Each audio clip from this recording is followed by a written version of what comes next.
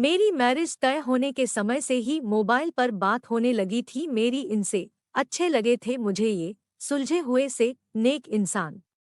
मैं अक्सर इनसे पूछती कि अगर मेरी और आपकी माँ में कभी कोई झगड़ा हुआ तो आप किसका साथ देंगे। इनका जवाब होता पता नहीं। बस इस एक बात के अलावा मुझे ये बहुत अच्छे लगने लगे थे। जब मैं पहली बार इस घर में आई थी तो बहुत अजीब सा था सब। मेरे घर में सब कितना घुलमिल कर रहते।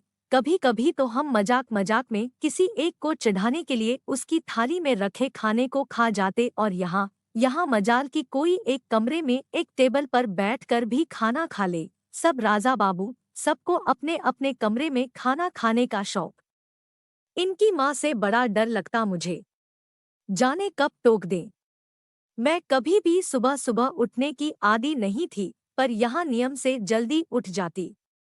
एक बार देर से नींद खुली तो देखा कि सासू माँ किचन में नाश्ता बना रही है। मेरे प्राण ही सूख गए कि आज तो ये बुढ़िया मेरी जान ले लेगी। पर कुछ कहा नहीं सासू माँ ने। बस पूछा कि तेरे लिए भी सेंक दूं या नहा कर खाएगी। मुझे लगा लेट उठने पर व्यंग कर रही है मुझ पर। सासू माँ का साड़ी पहनने का तरीका बड़ा सलीकेदार था और मुझे साड़ी से चिढ़। पहनने में ही घंटों लग जाते, फिर पहने पहने काम करना अजब हाल था मेरा। हर आधे पौन घंटे में फिर से सब ठीक करना पड़ता।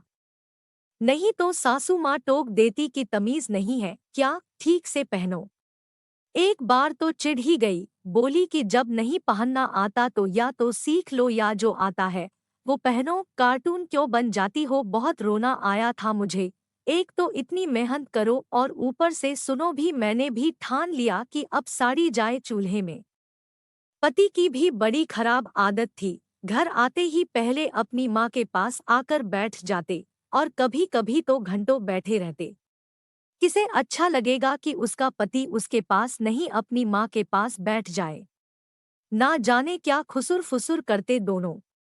कई बार जब बहाने से उनके सामने आ जाती तो ऐसा लगता जैसे बात बदल दी हो उन्होंने। एक बार ऐसे ही टोह लेने के लिए चाय बिस्कुट लेकर गई तो सासू माँ बोल पड़ी कि बेटा तू इतना क्यों परेशान होती है, कभी चाय कभी पानी, जा आराम कर या यहीं बैठ जा। उस दिन तो मैं चली आई, पर सोचा कि जब खुद ही कह रही है तो कल से साथ ही बैठूंगी। साथ बैठी तो लगा कि ये लोग तो फालतू बातें करते रहते हैं या मेरे ही सामने ऐसा बन रहे हैं। जब मेरे बेबी होने वाला था तो डरते डरते पूछा था कि बच्चे का क्या नाम रखेंगे माँ। कितना खुश होकर सासू माँ ने जवाब दिया, कान्हा। और मैं डर गई, पूछ ही नहीं पाई कि अगर बेटी हुई तो। ना जाने क्या क्या सोच सोचकर मैंने वे दिन काटे और जब मेरे बिटिया हुई तो पिछले 10 दिन से रामायण पढ़ती माँ की आंख में आंसू देखे थे मैंने। खुशी के थे या दुख के, पता नहीं, पर महीनों तक उसकी मालिश से लेकर कच्ची पोटती तक सब काम इतने जतन से करते देखा तो आज इतने सालों बाद मैं सोचती हूँ कि मैं खुद अपनी सास में माँ को खोजती थी तो क्या मैं खुद बहू की जगह बेटी बन पाई थी। पता नहीं क्यों हम बहुएं अपनी सास में माँ को खोजती है।